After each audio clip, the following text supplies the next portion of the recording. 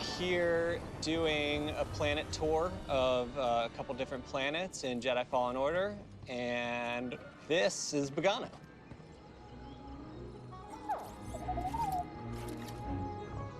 Hey, BD1. I'm Cal. Here on Bogano, I've mostly been working on scripting through like a lot of the moments between Cal and BD1 to showcase the relationship and show how they get to know each other a little bit. Hold on. You know the Jedi? Hold on. Everything we're doing with BD1 and Cal's relationship here isn't just about writing the script for it. It's about like how we represent it in the world. Part of that comes in through our cinematics, but we try to like think about it, you know, from an in-game perspective instead of just like looking at it on a piece of paper. Gameplay first is like a Respawn sort of philosophy, and narrative designers especially, that's really important for us. So we have, you know, like scans and echoes as like ways of telling small stories that are tied into reward mechanisms and gameplay and exploration. And that's, you know, a way of trying to find a balance between how we're telling a story and what your gameplay experience is as well. Bogano's designed as like a measuring stick for the player. It's their first planet that they can retraverse. That's one of the challenges of Bogano, is once the player has unlocked all their abilities, they can double jump over everything and wall climb and zip line all over the place. And so I think it was important throughout our game to keep it close to design, but even more so in Bogano since there's so much double jumping to different islands. After each ability you get, you can kind of come back to Bogano and it unlocks a little different section of it depending on which abilities you've gotten on the other planets. So you can always kind of come back and explore it with your new abilities in mind. So you're kind of teaching the player that it's not just main path in this game.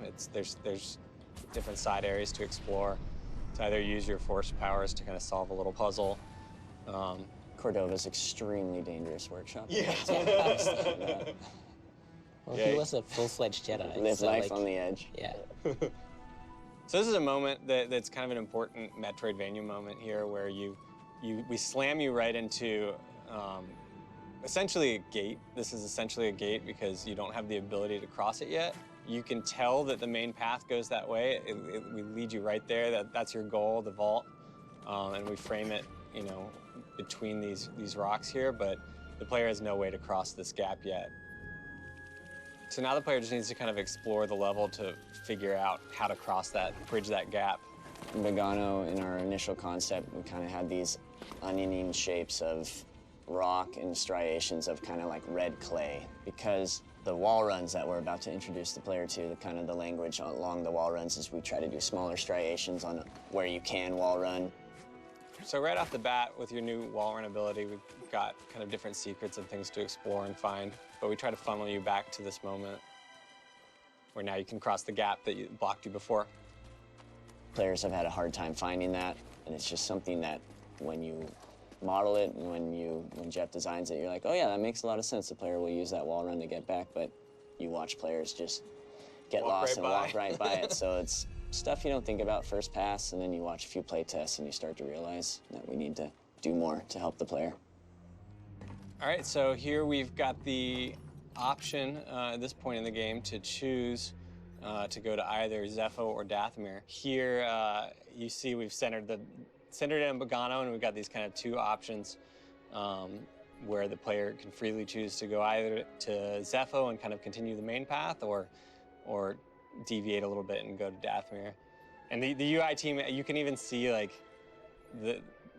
what went into this. Like, they're almost equal choices, but Zepho's slightly closer to the cursor. Like, this is intentional. Like, this sort of thing, you know, there's a lot of thought that goes into this.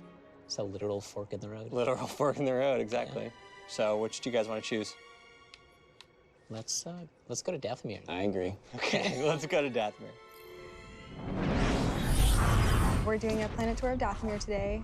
Gonna look at the art, game design, and the narrative all together.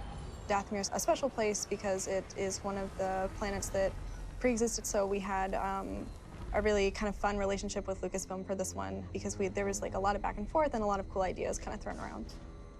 We have 3 tombs throughout the game. The tomb that you find here is the tomb of Kujet, who really kind of consolidated power, became just tyrannical, murdered those that they disagreed with. And so it's a really kind of dark time for the Zepho in general. And you see that kind of theme play out here in the fact that the art for the Zepho even starts to look a little bit more imperial here almost. So when I initially blocked this out, I kind of had a general idea of what things we wanted the player to be able to obtain, but the architecture and stuff, at that time, we didn't have a lot of concepts. So luckily, Jean came aboard, and he was able to conceptualize this area, actually all the spaces in 3D based on my block out. And so his concepts actually inspired me to change some of my layout, just because it felt more believable. It felt like a place when I saw his concept. This whole right side didn't look anything like this. It wasn't until Jean did a 3D concept where he had this very tiered kind of look, and I was like, oh, that looks really cool for gameplay and visually more interesting. And Jean kind of talked about how he came up with that. One of my main inspirations was Petra, like in Jordan. They built an entire civilization in this kind of remote part of the desert. It's an abandoned place, but people are living here. They're repurposing it completely differently. That's the Knight Brothers. And so you have this kind of like layering in the environment, storytelling that I thought was kind of, it's kind of interesting to try to communicate to the player. Dathomir was a matriarchy. So the Knight Brothers were ruled over by the Knight Sisters, who were, of course, slaughtered. There was a genocide committed against them, basically, by General Grievous during the Clone Wars. We played around with a number of Knight Brothers, and we actually had to work with cinematic team, because I think in cinematic they had like 4 or 5 of them pop out, and we realized that these guys are pretty hard. So we managed to get it down to 2. These guys are really agile, they roll around, and they're pretty quick, so we wanted to make this space feel good for them for the first fight, at least. In some of the other areas in Dathomir, it gets a little bit more narrow, but definitely in this first encounter with them, you have a lot of room to kind of move around and fight with them, and so that was the intent. John, you even made like some paintings or hieroglyphs of the bat, right? Yeah. I made there's a whole Knight Brother mural walls, language of like their relationship with the spiders and the bat and the Zephonians. That's pretty slick. What's that one, John? It looks like. Yeah, that actually there's a whole language. Christmas trees. I actually developed like a whole language of like what those signs mean. Okay. And yeah, that's supposed to be, don't cross. Don't cross this place. This is basically Knight Brother territory. Okay. Yeah. If you look up, actually, there's like some of those statues. That's a good example of like Knight Brothers using whatever parts, scavenging whatever parts of things they can find on the planet, even like some Zepho statue parts, and making their own art with it. That's how they survive. When you come into this cave, it's probably the biggest drop-offs you do in the game to really make it feel like you're dropping down into somewhere very deep. And it's kind of a one-way too, like at a certain point you can't get back out. I think it changes the mood too. It's like, okay, something's probably gonna happen here. So this is basically what I've been doing the last quite a few months, basically since I got here, is doing this Bat boss. He's been quite the challenge. He's one of the unique characters in the game, so he actually responds to different body part hits. So like, I think he's the only guy in the game that currently does that. These markers are meant to kind of show his weak spots as the kind of hope. Kind of seeing for playtest, it looked like he needed a little bit more indication as to that. He's like a glass cannon, right? Like you get hurt pretty bad if you get hit, but I've given the player a lot of tools to be able to kind of get back into the fight with the bat. The environment art's not finished, basically to convey like more that there's a relationship between the bat and the Knight Brothers. Like they're afraid of the bat, but they also kind of like worship it or like respect it. Yeah, he's like the alpha of the planet, I guess, right? Yeah, kind of. And has that creature of the Black Lagoon. Yeah. Yeah, his face is pretty gnarly. Now he has eyes, I feel guilty, like stabbing him and stuff. Now, like, oh, man. Like, I was fine when it was just like a box. I know, now. And now I'm like, oh, dude, bad. We're bros, though. We've been through so much together, but I have to defeat you.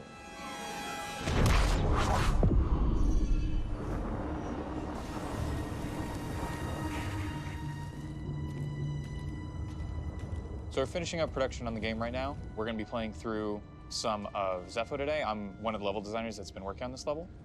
We're like not too far out from locking the game so that basically all hands are off except bug fixing. So all the last design work and especially all the last art is getting in right now. Oh yeah. What are these? I think they're called skunkuses. I love these things. They're called poppers, at least internally. And they're just little guys that if you walk into them, oh my God, I'm gonna have to be very careful. I'm not walking into any more of them. I don't have enough health for that. But the skunkuses are little environmental obstacles that the player needs to avoid walking into, which can make normal platforming challenges more interesting. For example, right here, just having to walk around and jump through an area that otherwise would be pretty simple for the player to navigate, but requires them to use a little more thought to make sure that they don't actually get damaged. And here, going down this slide, having to make sure to avoid them while sliding down. When we get the level from level artists, we generally already have some placeholders for where the enemy gonna be. The ones on the slide and the ones on the jump, they've been there for so long. A couple weeks ago, the art finally went in for the actual skungus, so it was nice to finally see them after three years. The old design version of them was just like a little sphere with two little, eyes. two eyeballs that were just white and black, big eyeballs. They were hilarious. A lot of the rooms have like the wind-blown patterns all over the walls, just to kind of show the wind that has been happening in here for who knows how long. But this helps like tie all the architecture together and give like a unique look. Shows like it's a really small area with not a very long gameplay, but for game development, it's actually take years and many revisions to get to here. I think we probably have to tune down the lighting a little bit more. And I think The floating illuminations will probably oh yeah, we also Oh, have some these have an guys. asset for props. them. Oh yeah, probably. This is on my list. I'm gonna make it within a week. My specific work here more entails collectibles like scans and echoes. The echoes are a little bit more mysterious, so we're trying to make them have more of an emotional impact. Getting a strange feeling from this one. Ancient Zepho gathered here. I wonder why. So now we're kind of happening upon the other side of this mountain, and then we're kind of revealing this crashed Venator, which is a ship that you will have seen from the landing pad. And it's kind of one of those like gaming cliches that like if you can see it, you can actually go there. But in this case, you can get up close. If you're an exploring player, you can actually go in later. Well, it's one of my favorite parts of Zepho. Just this fight arena around it, the open space, the Martin design, I think is really, really cool. So we've got a small ecology system, and so you'll see as you kind of play through the game, you'll have like multi-faction fights. All these creatures have relationships to one another, so that Skaz is like a prey of this brute, but then you're the bigger threat, so he's going after you right now. Okay, so now Cal is heading towards Kashyyyk.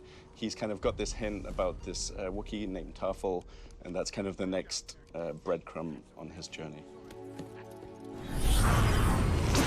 Today we're going to be looking at Kashyyyk. We're going to be looking at this second half of this level, seeing the jungle and the kind of beginnings of the origin tree and the Shadowlands, and it was exciting developing it and excited to show you guys.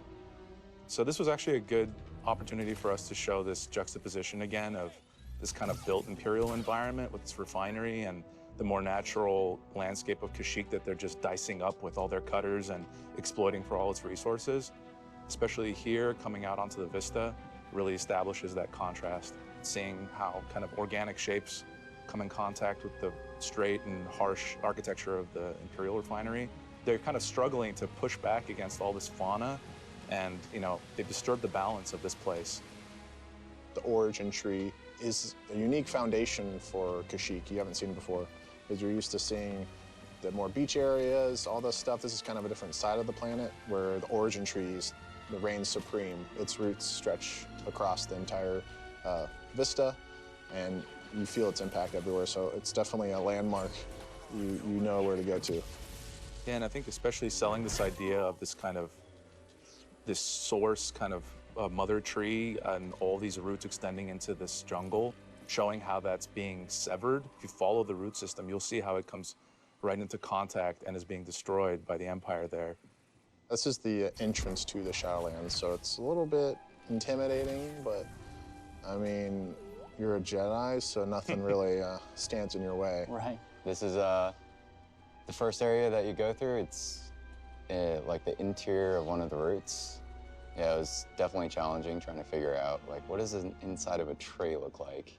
Mainly looked and referenced, like, sandstone cliffs. A little bit of kind of the inside of bones, too. Yeah. The Night Sister has been hunting the player throughout Shadowlands, and as you reach the top of the Shadowlands routes, she chases the player down back to the front of the origin tree.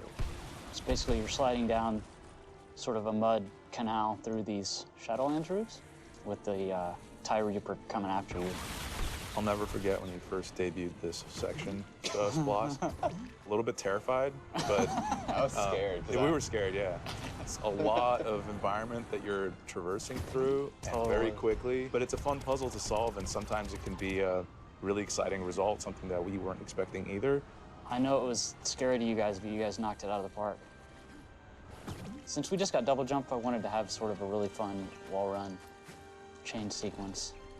It's funny, the art that Ryan made for the wall run, he called it the Septuple wall run art. Yeah. That was a model name. It has to be one of our longest wall runs in our game, huh? Yeah, probably. Yeah. Yeah. We'll make that claim right here. Yeah, that's right. Double jump makes it a little bit more forgiving, right? Yeah, because previously we learned double jump right here. Right. And then we decided to bring it down sooner, so now you have the experience of double jumping all over this tree, which I thought was a really good idea. Great on move, Bloss's part.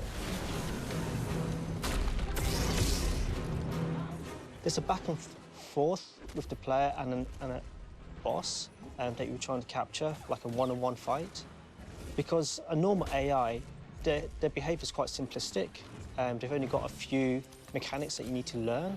But with boss, you can't have that over a long fight. So with bosses, they have to evolve and change as the fight progresses to give the players more things to learn and more things to try to fight against. They need to have an answer for everything that the player can do, whereas many standard AIs just have a simple, I'm just going to go on the offense with what I know, rather than I'm going to respond to what the player is doing to me.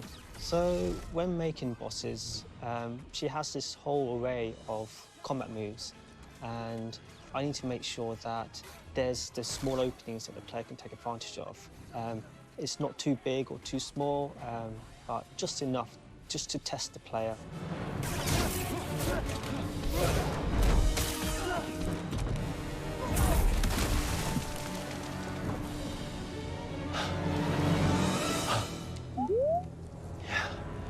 Just took down an Inquisitor. This was the tour of Kashyyyk. There's more planets to explore, and I hope you continue our adventure in Star Wars Jedi Fallen Order.